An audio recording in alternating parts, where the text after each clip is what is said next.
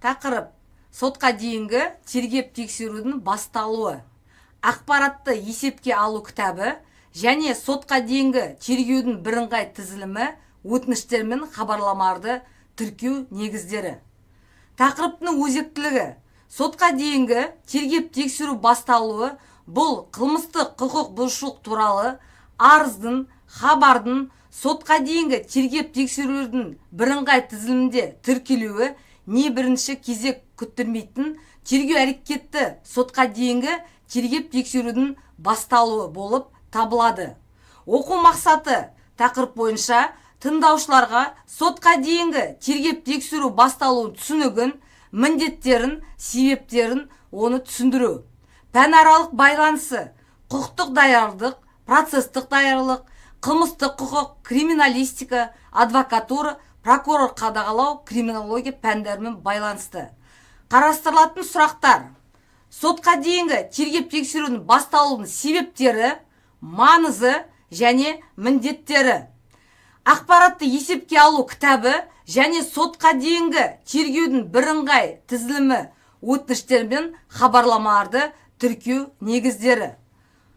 Қолданылатын әдебиеттер: Қазақстан Республикасының Конституциясы 30 тамыз 95 жылғы, Қазақстан Республикасының Президентінің Қасым-Жомарт Тоқаевтың Қазақстан халқына жолдауы, Қазақстан мемлекеттік ару жаңа моделі 2020 жылғы 1 қыркүйек, Қазақстан Республикасының Қылмыстық процестік кодексі 2014 жылғы 4 шілде, қылмыстық құқық бұзушылықтар туралы арыздар мен хабарламаларды қабылдау және тіркеу, сондай-ақ сотқа дейінгі тергеп тексерулердің бірыңғай тізілімін жүргізу қағидаларын бекіту туралы бас прокурордың 2014 жылғы 19 қыркүйектегі 89 бұйрығы.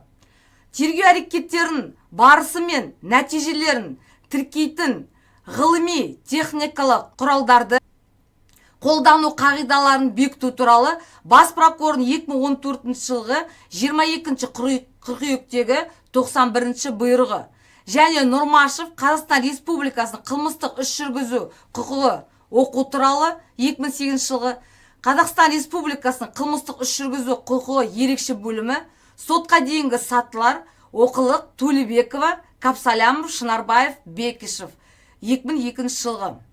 Сотқа дейінгі тергеп тексерудің бастаудың міндеттері: қылмыстық іс бойынша іс жүргізуді бастау үшін нақты және құқықтық негіздердің болуы немесе болмауын белгілеу, оларды жасаған адамдарды тез және толық ашу және анықтау үшін қылмыстарға уақытылы қамтамасыз ету, қылмыс белгілер бар әрекеттің бастапқы біліктілігін дұрыс анықтау, қылмыс белгілері жоқ фактілерді,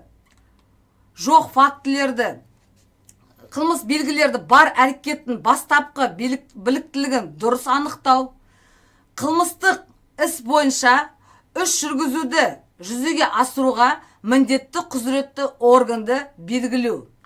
Себептері: қылмыстық құқық бұзушылық не адамның хабарсыз кеткені туралы, жеке тұлғаның арызы, не мемлекеттік органның лауазымды адамның немесе ұйымда басқару функцияларын орындайтын адамның хабары, кінәсін мойындап келу, бұқаралық ақпарат құралдарындағы хабарлар, қылмыстық қудалау органның лауазымды адамның дайындалып жатқан, жасалып жатқан немесе жасалған қылмыстық құқық бұзушылық туралы рапорты. Сотқа дейінгі тергеп тексерудің басталғаны туралы 1 тәулік ішінде прокурор хабарлану тиіс.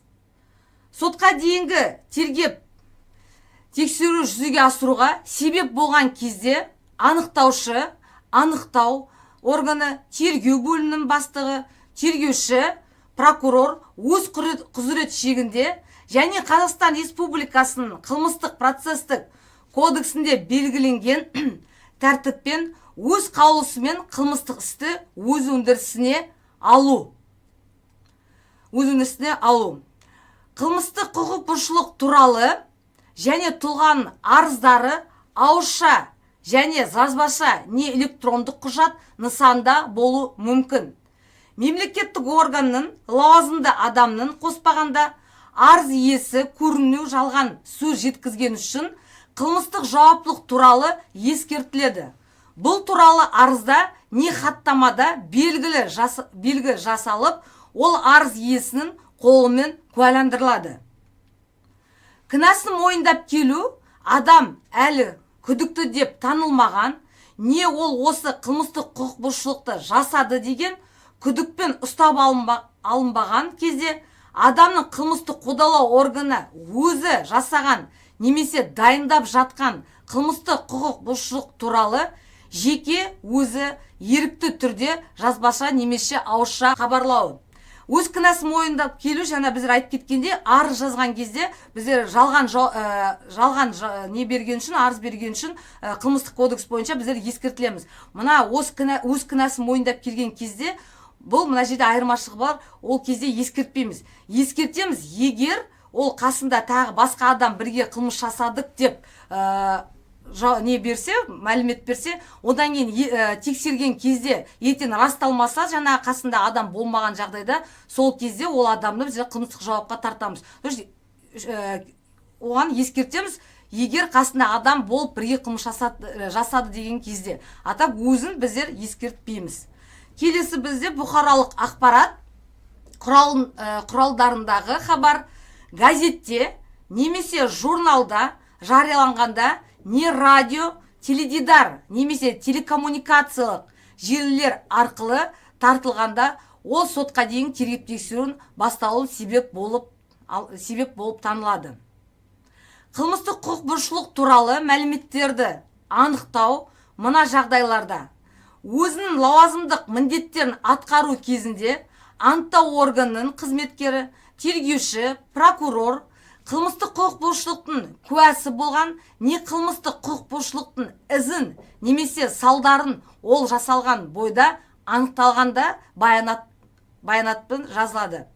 Қылмыстық қудалау органының лауазымды адамы, прокурор өз өкілеттіктерін жүзеге асыру кезінде қылмыстық құқық бұзушылық туралы мәліметтерді алғанда, олар сотқа дейінгі тергеп тексерудің басталуына себеп болады.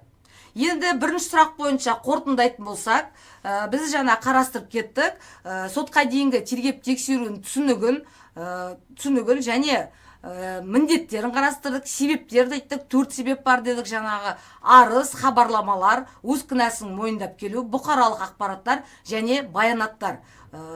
Және біздер жаңағы, егер осы себептің біреуі тіркелген кезде 24 сағаттың ішінде прокурорға хабарлауға тиіс. 24 сағат ішінде және шешім біздер қолдану керекпіз. Шешімдер қолданады, өз өндірісті алу туралы қаулы, я болмаса істі тоқтату туралы. Енді екінші сұраққа ауысатын болсақ, екінші сұрағымыз сотқа дейінгі тергеп тексерулердің бірыңғай тізілімі, енді РДР дейміз біздер. Қазақстан Республикасының қылмыстық процесс кодексінің 180-ші бабының 1-ші бөлігінде аталған сотқа дейінгі тергеп тексеруді бастау себептері, олар бойынша қабылданған процестік шешімдері, жүргізілген әрекеттер, қылмыстық іс жүргізудің жылжуы, қылмыстық процестің арыз иелері мен қатысушылары туралы мәліметтер ететін автоматтандырылған деректер базасы. Қылмыстық құқық бұзушылықтар туралы арыздар мен хабарламаларды қабылдау және тіркеу, сондай-ақ сотқа дейінгі тергеп тексерулердің бірыңғай тізілімін жүргізу қағидаларын бекіту туралы бас прокурордың 2014 жылғы 19 қыркүйектегі 89 бұйрығы шығып, 1 қаңтар 2015 жылдан бастап тәжірибеде қолдану. РДР ақпараттық жүйесі Қазақстан Республикасының қылмыстық процестік кодексінің 180-ші бабының 1-ші бөлігінде санамалған сотқа дейінгі тергеп тексерудің басталу себептері, олар бойынша қабылданған іс жүргізу шешімдері, жүргізілген іс қимылдар, қылмыстық іс жүргізу қозғалысы, қылмыстық процестің өтініш берушілер мен қатысушылар туралы мәліметтерді енгізуге арналған.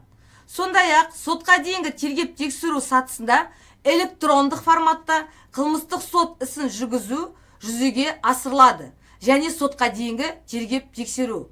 РДР-дан электрондық нысанның қажетті есептік мәліметтер мен деректемелерін толтыру. Қолда бар PDF құжаттарын шаблондарында электрондық құжаттарды жасау. Қаламның көмегімен қылмыстық процеске қатысушылардың электрондық құжаттарға қол қою. Қылмыстық процеске қатысушыларды хабардар ету немесе шақыру үшін SMS хабарламалар жіберу. Қылмыстық істер мен материалдарды электрондық форматта қарау бойынша процестегі қамтамасыз ету мақсатында сотпен электрондық өзара іс-қимыл жасау. Мемлекеттік органдардың басқа ақпараттық жүйелерімен ықпалдасу арқылы адвокаттармен, сарапшылармен электрондық өзара іс-қимыл жасау.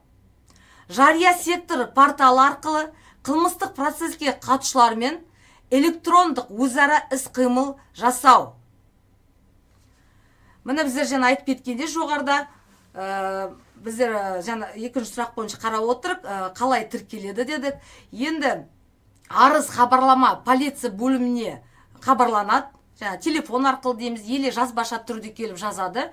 Одан кейін ол КУИ дейміз, АИК дедік та, солған тіркеледі.